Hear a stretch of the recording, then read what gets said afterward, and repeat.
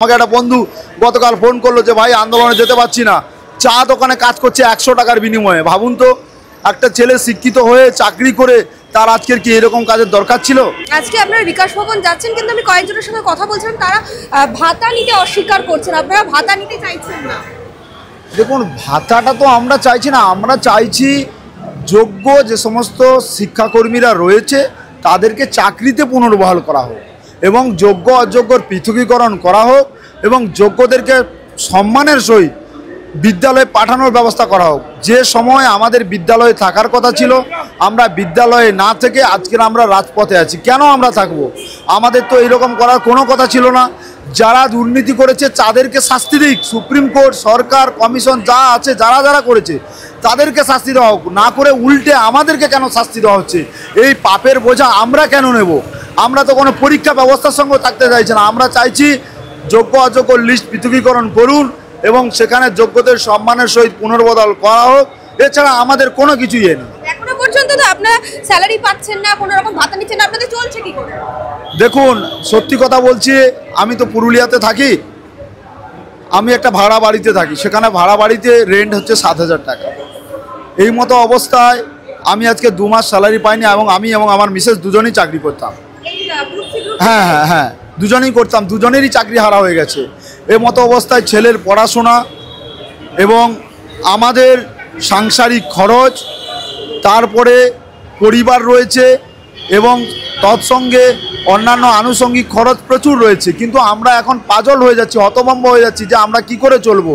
সরকার বারবার বলছে interim relief দেবে, এই দেবে, সেই দেবে, কোনো সঠিক পলিসি নিয়ে তৈরি করতে পারছে না। আমরা তো সরকারকে কোনো কিছুই চাইছি না। আমরা চাইছি আমাদের যোগ্য যারা, তাদের যোগ্য সম্মান দিন, সম্মান দিয়ে তাদের বিদ্যালয়ে পাঠান এবং সুপ্রিম কোর্টকে বলুন যে এই যোগ্য অযোগ্য লিস্ট আছে, যোগ্যদেরকে চাকরিতে পুনর্বহালের ব্যবস্থা করা হোক। এটাই আমাদের দাবি, এছাড়া আমাদের কোনো দাবি নেই। আপনি বললেন আপনার ছেলে রয়েছে, ছেলে কি বেসরকারি স্কুলে পড়াশোনা করে না সরকারি স্কুলে? ছেলে ছোট ছেলে, 4.5 বছর বয়স। একটা হ্যাঁ, এই তো বললাম যে রুম ভাড়া দিতে পারছি না, নিজেদের সংসার চালাতে পারছি না, আমরা খুব কঠিন পরিস্থিতির মধ্যে কাটাচ্ছি। তার জন্য তো বারবার ধরে আমরা অনুরোধ করছি যে আমাদের জন্য কিছু ব্যবস্থা করা হোক। আমরা কোনো প্রতিশ্রুতি চাই না, আমাদেরকে বাস্তবভাবে আমাদের সঙ্গে যে প্রবঞ্চনা করা হয়েছে, যে লাঞ্ছনা করা হয়েছে, সেটা থেকে মুক্তি দিন, দিয়ে আমাদেরকে যোগ্য যারা আছি তাদেরকে যোগ্য সম্মান দিয়ে পাঠিয়ে দিন। আমাদের এটা খুব খারাপ লাগছে। আমাকে একটা বন্ধু গতকাল ফোন করলো যে ভাই আন্দোলনে যেতে পারছি না, চা দোকানে কাজ করছে 100 টাকার বিনিময়ে। ভাবুন তো, একটা ছেলে শিক্ষিত হয়ে চাকরি করে তার আজকের কি এরকম কাজের দরকার ছিল? এই পশ্চিমবাংলায় কি কোনো কাজ আছে যে আমরা অল্টারনেটিভ একটা কাজ খুঁজে নেব? আর হঠাৎ করে আমার চাকরিটা চলে গেল, কি কারণে চলে গেল আমি জানি না। আমি অযোগ্যও নয়, সুপ্রিম কোর্টই বলছে অযোগ্য নয়। কেন? তারপরেও চাকরি গেল না। বেশি সংখ্যক দুর্নীতি হয়েছে। কারা দুর্নীতি করেছে? যারা দুর্নীতি করেছে তাদের কোনো বিচার হলো না। বিচার কারা হলো? না, যারা দুর্নীতি করেনি, যারা যোগ্য তাদের প্রতি বিচার হয়ে গেল। তাদেরকে আজকে রাস্তায় বসিয়ে দেওয়া হলো, তাদেরকে আজকে মৃত্যুর দিকে পাঠিয়ে দেওয়া হলো। আমরা এর তীব্র প্রতিবাদ করছি। আমাদেরকে প্রকৃতপক্ষে ন্যায় পাইয়ে দিয়ে আমাদেরকে স্কুলে যাওয়ার ব্যবস্থা করুন, যাতে আমরা মুক্তি পাই, আমাদের পরিবার পরিজন আত্মীয় স্বজন সবাই মুক্তি পায়। এই যন্ত্রণা থেকে আমরা মুক্তি চাইছি। আমরা শিক্ষক শিক্ষিকাদের ক্ষেত্রে যেটা দেখলাম, ওনারা বলছেন পরীক্ষা দেবেন না, অবস্থান বিক্ষোভ করছে, কিন্তু রাজ্য সরকারের পক্ষ থেকে কোনো রকম উত্তর পাওয়া যাচ্ছে না। আপনারা কি উত্তর এখন আশা করছেন? কারণ সদুত্তর কিছু মেলেনি। দেখুন, আমরা তো উত্তর পাচ্ছি না। আমরা তো 24 সালে যখন হাইকোর্টে যখন ক্যান্সেল হয় তবে থেকেই তো আমরা কোনো উত্তরই পাইনি। তবুও আমরা দেখুন, আমরা তো যোগ্য, আমরা কতবার একই যোগ্যতার পরীক্ষা বারবার কতবার দেব? আজকে সুপ্রিম কোর্ট বললো যারা চুরি করেছে, যারা দুর্নীতি করেছে, বলছে তারাই পরীক্ষা নেবে। তারা যদি আবার দুর্নীতি করে এর লাইবিলিটি কে নেবে? সুপ্রিম কোর্ট নেবে? হাইকোর্ট নেবে? রাজ্য সরকার নেবে? তার দায় আবার আমাদের 7 বছর পরে যদি আমাদের আবার চাকরি চলে যায়, তার দায় কে নেবে?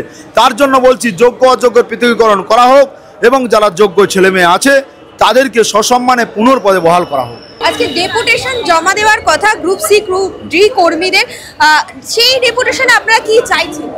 দেখুন, 3 তারিখে আমাদের রায় হয়েছিল যে 26,000 সবার ক্যান্সেল হয়ে গেছে প্যানেল। কিন্তু 17 তারিখে যে বোর্ড একটা MA ফাইল করলো, তার এগেনস্টে বলা হলো যে শিক্ষকরা ফিরে যাবে পুনরায় তাদের সার্ভিসে এবং বেতন সমেত। কিন্তু শিক্ষাকর্মীদের জন্য একই রায় বহাল রইল। সেক্ষেত্রে আমাদের মধ্যে একটা ডিভিশন হয়ে গেল।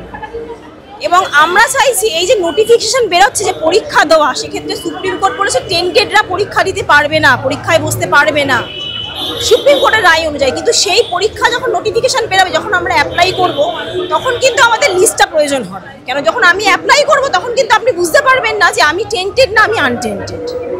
এবং আমাদের আরেকটাও বলা হয়েছে যারা ইন সার্ভিস ছিলেন তারা পুনরায় তাদের সার্ভিসে আবার ফিরে যাবেন, কিন্তু তারা যখন ডিপার্টমেন্টে গিয়ে বলছেন যে আমি ইন সার্ভিস ছিলাম, সেই ডিপার্টমেন্ট থেকেও জানতে চাইছে যে আমরা টেন্টেড না আনটেন্টেড। তখন সেক্ষেত্রেও আমাদের টেন্টেড বা আনটেন্টেডের লিস্টটা প্রয়োজন হচ্ছে। এবং টিচাররা তো চলে গেলেন গরমের ছুটির পর স্কুলে, আমরা যেতে পারলাম না। সেই জন্য আমাদের একটা সরকারের পক্ষ থেকে দাবি যে যদি আমাদের কিছু করা যায় আর কি। কিন্তু দেখুন এই পুরো বিষয়টায় আমাদের বলা হচ্ছে যে এই তো গ্রুপ সির ক্ষেত্রে করাপশনটা বেশি হয়েছে, কিন্তু এই করাপশনটা করেছে কারা? বোর্ড, এসএসসি, সরকার। কিন্তু তারা কেউ শাস্তি পেল না, শাস্তি পেল এই সাধারণ নিরীহ শিক্ষাকর্মী। শিক্ষকরা বহাল হয়ে গেল, এক্সটেনশন পেয়েছেন তারা 10 মাস অবধি, কিন্তু আমরা কোনো রকম এক্সটেনশন পাইনি। এই দাবিটাই আমাদের করা হচ্ছে, অন্তত এক্সটেনশনটা দেওয়া হোক বা আমাদের শিক্ষাকর্মীদের একটা নতুন কিছু করা হোক। যেটা আমাদের যেরকম শিক্ষকদের নিয়োগের জন্য একটা পরীক্ষার কথা বলছে, তারা বলছেন পরীক্ষা দেব না, আপনারা সেক্ষেত্রে স্পষ্টভাবে আমাদের পরীক্ষা দেখুন, আমরা পরীক্ষা দেব না বলছি না, কিন্তু আমাদের প্রশ্ন হচ্ছে আমরা কেন পরীক্ষা দেব? একই পোস্টের জন্য আমরা কেন পরীক্ষা দেবো? আমরা তো পরীক্ষা দিয়ে যোগ্য হয়ে চাকরি পেয়েছি, তাহলে সেই পোস্টের জন্য আমরা কেন পরীক্ষা দেবো? পরীক্ষা দেবো না কেউ বলছে না, কেন দেবো সেই উত্তরটা সরকারকে দিতে হবে।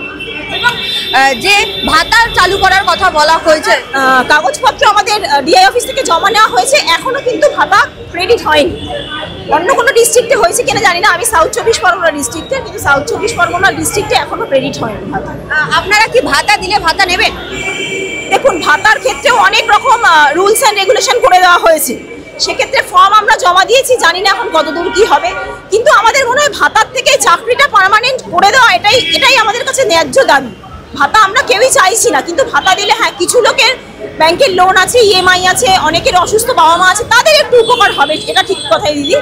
কিন্তু ভাতা আমরা অ্যাসার চাইছি না, আমরা চাইছি যে কোনো আমাদের চাকরিটা বহাল করা হোক, যোগ্যদের চাকরিটা বহাল করা হোক, এটাই আমাদের ন্যায্য দাবি।